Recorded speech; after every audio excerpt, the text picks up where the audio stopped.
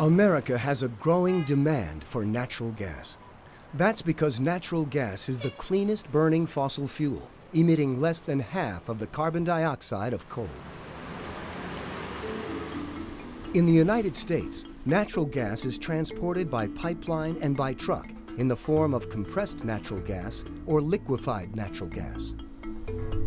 Liquefied natural gas is also imported or exported overseas and shipped by tanker. LNG is liquefied natural gas. It's the natural gas that we use every day, from home heating, for power generation, for cooking, commercial and industrial uses. LNG is everyday natural gas, cooled to liquid, so that it is possible to transport it overseas. You're not going to build a pipeline across the Atlantic Ocean, so we have to devise another way to deliver the product to the consumers here in our country. And the way we do that is we liquefy it. And we liquefy it, you have to take the temperature of natural gas down to minus 260 degrees Fahrenheit, turns it into a liquid, it shrinks it to 1/600th of its size in a gaseous state, and allows us to effectively and efficiently and cost-effectively transport it across the ocean and bring it here. LNG on an LNG carrier is very, very safe. There have been over 50,000 trips made on LNG carriers all over the world since the commercial LNG business started in the early 1960s. All LNG tankers are double-hulled vessels with 6 to 10 feet between the outer hull and the inner hull. Sometimes that has air in it, sometimes it has ballast water. Then there's another section of insulation that's several feet thick.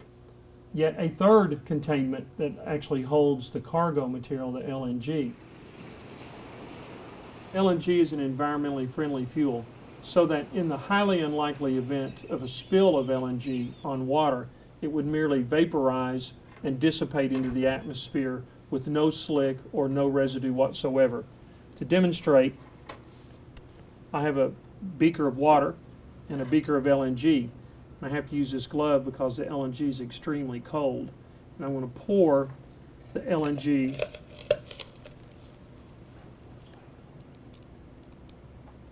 on the water. And you see the LNG is boiling off because the temperature of the water was a lot warmer than the liquefying temperature to keep the natural gas in its liquid state. All that's left is a little bit of ice on top of the water and clean, cold water.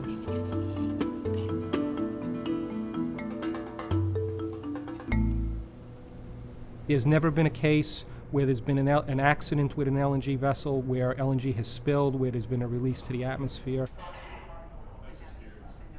LNG tanker is one of the type of vessel which is the most safest to sail on.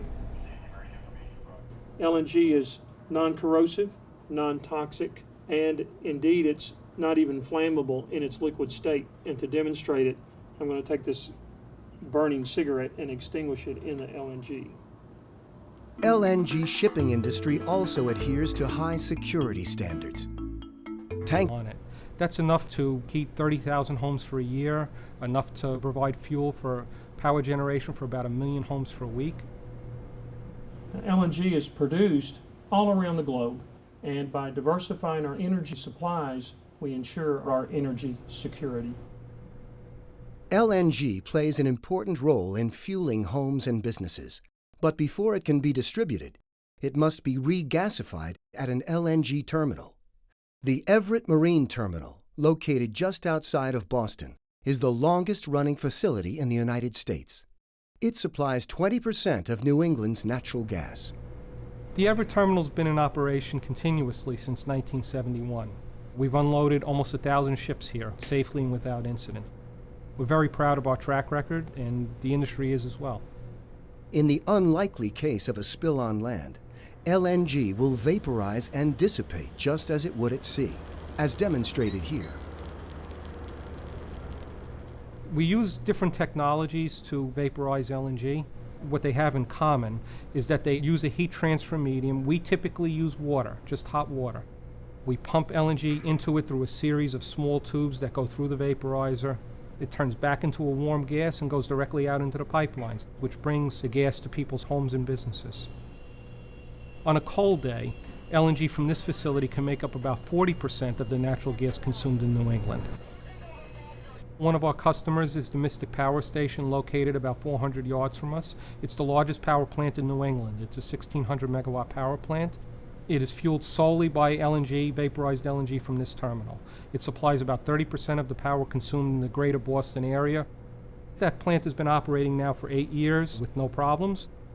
What you can take away from that is that the reliability of an LNG terminal like this one is